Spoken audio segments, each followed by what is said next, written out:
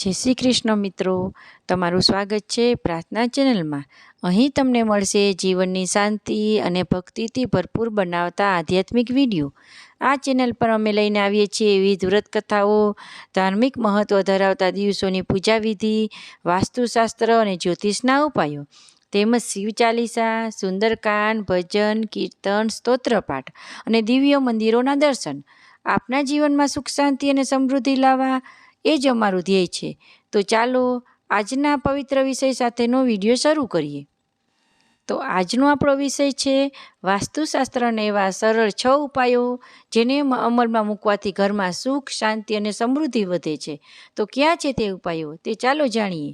એ જાણતા પહેલાં વિડીયોને લાઇક કરો અને ચેનલને સબસ્ક્રાઈબ કરો અને કમેન્ટમાં જય માતાજી તમે લખવાનું ભૂલશો નહીં। અને આ માહિતી પસંદ આવે તો તમારા ફ્રેન્ડ સર્કલમાં જરૂરથી શેર કરજો। તો પહેલું છે મુખ્ય દ્વારનો ઉપાય। ઘરના મુખ્ય દ્વાર એ ઘરની લક્ષ્મીનો પ્રવેશ દ્વાર કહેવાય છે। દર સવારે લાલ રંગથી સ્વસ્તિક અથવા ઓમનું ચિહ્ન દોરો અને શણગાર કરો। આથી નકારાત્મક શક્તિ ઘરમાં પ્રવેશી શકતી નથી।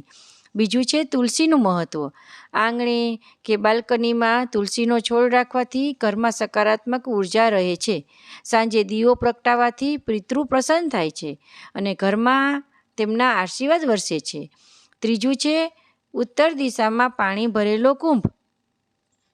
ઉત્તર દિશામાં પાણી ભરેલો લોટામાં અથવા કાચનો પાત્ર રાખો। પાણી ઉપર થોડા તાંબાના સિક્કા મૂકો। આ ઉપાય કરવાથી ધનની આવકમાં વૃદ્ધિ થાય છે। ચોથું છે હનુમાનજીની પ્રતિમા। ઘરના દક્ષિણ પશ્ચિમ ખૂણામાં હનુમાનજીનું ચિત્ર કે પ્રતિમા રાખવાથી નકારાત્મક શક્તિ દૂર થાય છે અને પરિવારને રક્ષણ મળે છે। અને બની શકે તો હનુમાન શ્રી યંત્ર જરૂરથી રાખો। પાંચમો ઉપાય છે મીઠાનો ઉપાય। ઘરના દક્ષિણ ખૂણામાં કાચના બાઉલમાં પાણી અને મીઠું રાખો। આ ઉપાય ઘરની રાખવાથી નકારાત્મક ઉર્જા શોષાઈ જાય છે અને બાઉલનું પાણી તમારે દર અઠવાડિયે બદલી દો। છઠ્ઠું છે પૂજા ઘર કઈ દિશામાં રાખવું। ઘરનું મંદિર અથવા પૂજા ઘર પૂર્વ દિશામાં જ રાખો। આ દિશામાં પૂજા કરવાથી દેવતાઓ પ્રસન્ન થાય છે અને ભક્તિ અને શક્તિ વધે છે। વાસ્તુશાસ્ત્રના આ ઉપાય ખૂબ જ સરળ છે પરંતુ તેના પરિણામ ચમત્કારિક હોય છે। તમે પણ આ ઉપાય અજમાવો અને અનુભવ શેર કરો। જો વિડીયો ગમ્યો હોય તો અમારી ચેનલ પ્રાર્થનાને જરૂર સબસ્ક્રાઈબ કરો, વિડીયોને લાઇક કરો અને તમારા ફ્રેન્ડ સર્કલ અને પરિવારજનો સાથે જરૂરથી શેર કરો।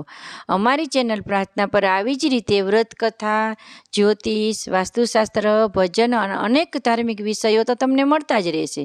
તો તરત જ સબસ્ક્રાઈબ કરો અને બેલ આઇકન દબાવો જેથી દરેક નવો વિડીયો સૌથી પહેલાં તમને મળી રહે। ભગવાનની કૃપા હંમેશા આપ પર રહે તેવી શુભકામનાઓ સાથે ફરી મળીએ આવતીકાલે એક નવા વિષય સાથે। જય શ્રી કૃષ્ણ, જય માતાજી।